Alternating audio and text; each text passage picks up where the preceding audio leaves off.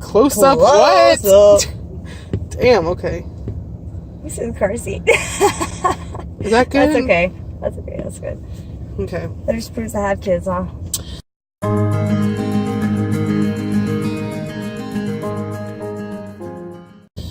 Okay, guys. So this is take 2.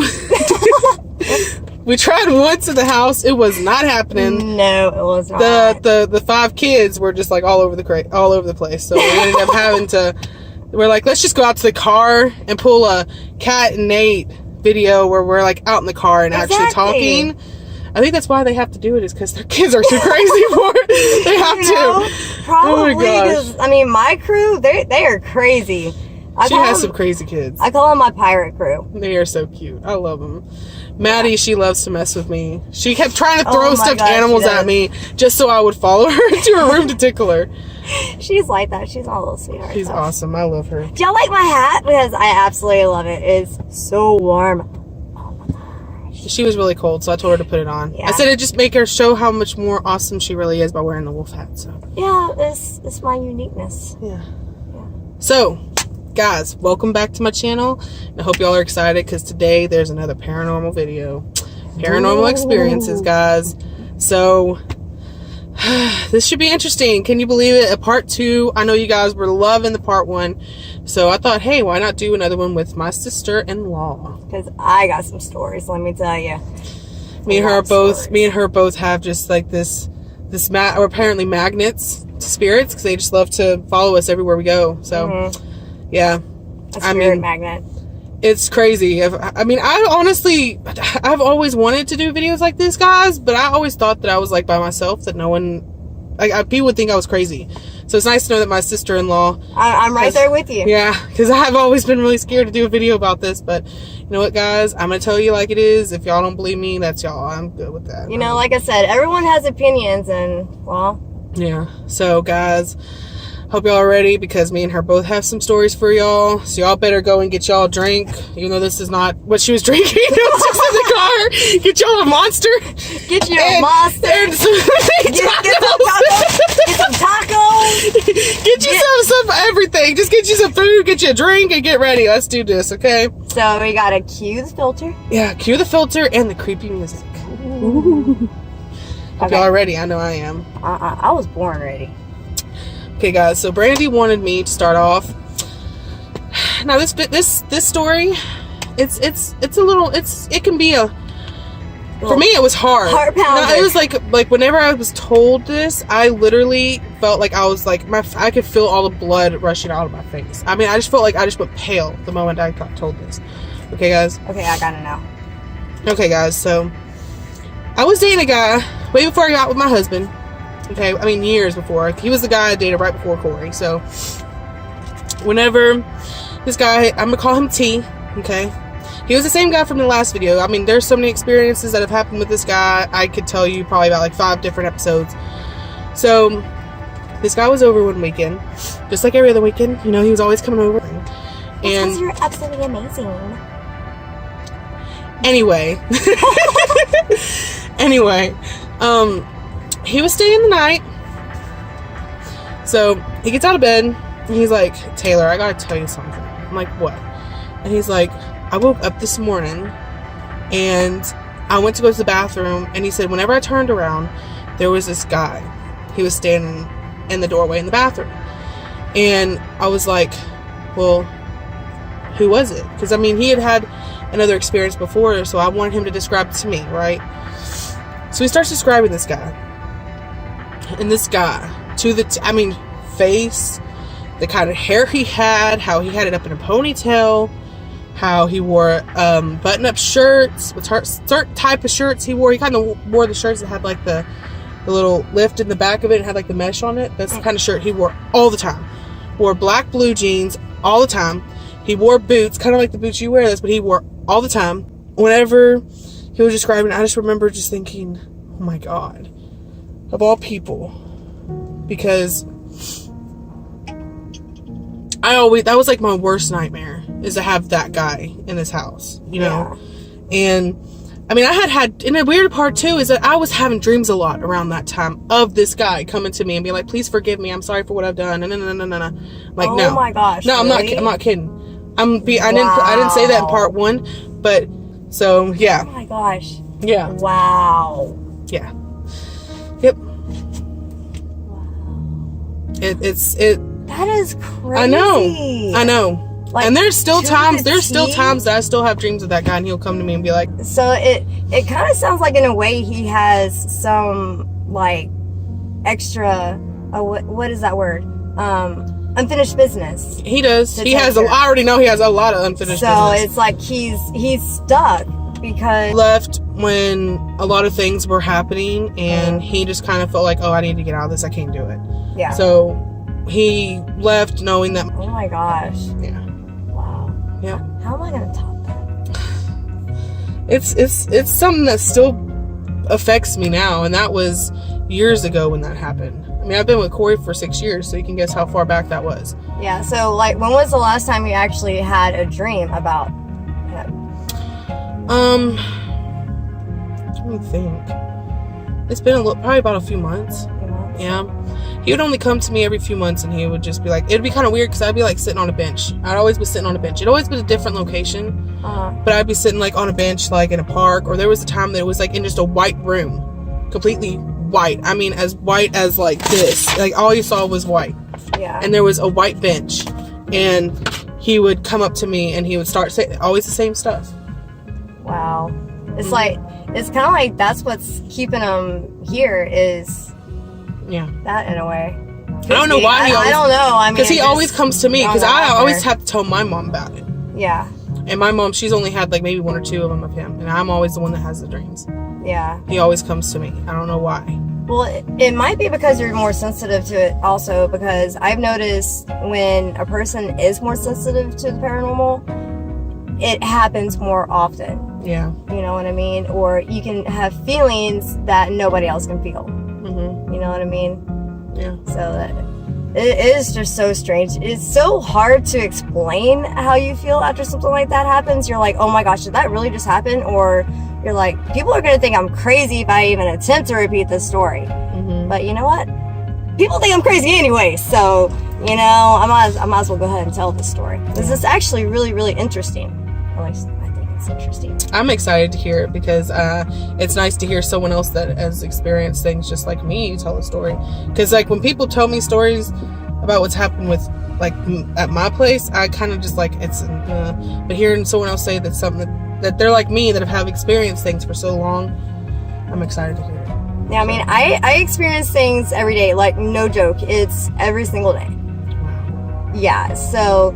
It's literally gotten to the point where it doesn't scare me anymore unless it's something new. Yeah. And then I'm like, oh my god, what the heck just happened? Yes, I know what you mean. Yeah. But the story I'm about to tell y'all, it happened to me and my brother. I was probably about 8, I want to say 8, like maybe 2nd grade or something like that when we moved to Madison. Or we moved to a different house in Madison. And it was down a dirt road. It was a pretty old house. And when we first showed up on the property and, you know, walked in the house and everything, I instantly felt like something was off. Like, I knew something was wrong. And, you know, I was putting my stuff in my room. I was so excited and everything else. Even though it was just a 2-bedroom, 1-bath house, me and Corey shared a room, of course. And, you know, we were putting our stuff up and stuff like that. And it always felt like something was watching me or someone. And I'm like, I know this feeling. It's so familiar. You know, and, you know, being a young kid, you're sensitive to that anyways. Mm-hmm. So, you know, I'm putting stuff up here and there and getting it all ready. And, you know, bedtime comes around and my brother's already asleep and I'm trying to go to sleep. And I look into the doorway and the doors, they're the, what are they called again? Pocket doors. Pocket doors. See, she knows it. So our door was half open, half closed. And, you know, I glance at the door and I see a figure. And it is this woman holding the door. And, like, no joke, she had a legit witch hat. Like, the witch hat, the traditional Salem era attire. like just those clothes, and she looked normal. Like, she didn't have that, scary wart face and big nose and all that kind of weird stuff. Witches aren't like that, guys. Okay, just get that out of your head. That's folklore. That is like not witches. Stereotypical? Yes. Is that what they call it? Stereotypical? That's not witches, guys. Okay, so get that out of your head. But anyways, so I'm looking at her, and, I'm little, so I'm, like, trying not to scream. I'm frozen in fear. And she lets go of the door and walks over to my bed and sits on it, touches where my knee was, and said, "It's okay. We're coming for you soon. Don't worry." She gets up and walks out. Okay? That! I threw that blanket over my head so fast, and I'm like, "Go away, go away, oh my go gosh. away." I'm surprised you just stayed in bed. I would have been like calling butt out of that bedroom. I was scared. Like, cause she went out of the room, and I'm like, oh my gosh, she's still out there. Yeah. And then I woke up, and I didn't even want to tell my mom, because every time I told her about something happening to me, she wouldn't believe me, or my dad wouldn't believe me. No one would. I know exactly how you feel. So I would keep it to myself, and then eventually, she came every single night. Every single night it was the same thing. Nothing changed. Half the time, the way she felt, like the energy she put off, changed. Like, either she would be in a very, very, very happy mood, or she would be in a dark, evil, I'm really mad at something, or something's not right kind of mood. You know what I mean? Yeah. Like, it was really, really weird. But, I mean, it got to the point to where my brother was hearing voices, and so was I. And I remember at one point, he said he was hearing voices a lot, and I had a little bitty kitten, we had animals and everything, and he kept getting told to throw my cat down a well that we had, and he told me about it, but I didn't really think anything of it.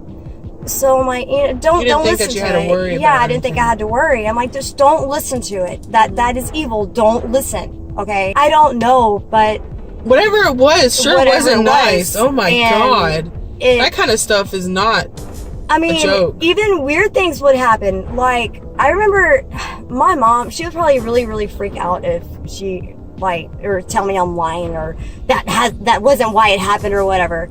But, I remember taking a bath, and I remember looking around the bathroom. I always look around the bathroom before I take a bath. Make sure there's no bugs, no nothing, okay? Because I don't want no spider jumping in with me. Okay, no.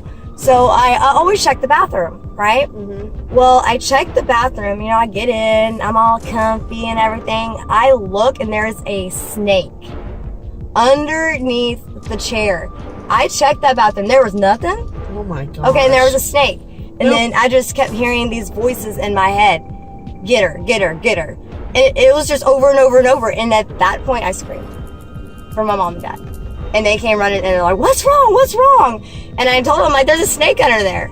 And I didn't say what I heard, or what, But, that's only half of my stories from that house. That house was Corey told flat me out that there haunted. was so many things, and I've tried to convince him to do a video with me, and he's being a butt about it, so I probably will never get to do it. He probably doesn't want to relive it, because, it affected him worse than it affected me, because I was used to it, So he wasn't, and he had a hard time in dealing with it, because I'm the only one who understood. My mom and dad didn't understand at all. And that's kind of sort of how it goes when it comes with little kids. The parents either they don't believe them, or they think they're making it up. So if your kid comes to you and sits there and tells you, "Mommy, Daddy, I'm seeing something, I'm hearing something," believe them. Please listen, because 99.9% of the time they're telling the truth. Because, like I said, kids are really, really sensitive to that. Even, what was it, Adam or Prudence? One of my kids is very, very sensitive to it. So, I believe I want to say it's Adam that's sensitive to it. Is that why he doesn't like the idea of hearing the stories? Yeah. I believe it's Adam. That would make sense. A lot of sense, actually. Yeah. Because, why would you want to hear stories about something that you see? Yeah. It makes sense. But yeah, if a kid comes to you and says they're seeing something, I'm telling you right now, there's a 99% chance that they're seeing something. Not saying, that, just because we believe in it, you should too, or whatever. That's y'all's Yeah, that's y'all's thing. But we're just, you know, saying our experiences and stuff, and just saying, you know, if your child comes up to you and, you know, is very serious and scared about it, please listen, because obviously there's something going on and they're scared. Hey guys, how are y'all? I know it's over. That first part of the paranormal series with Fishing Stripes is up for you guys to go and check it out. So make sure you guys subscribe, like, comment, and make sure you turn on that post notification bell so you get notified whenever we upload. This is part 1. Part 2 will be coming pretty soon. And guys, there's a lot of things coming up this year that I cannot wait to tell you about. And yeah, so thank you so much for watching, and I hope to talk to y'all next time. I love y'all. Bye.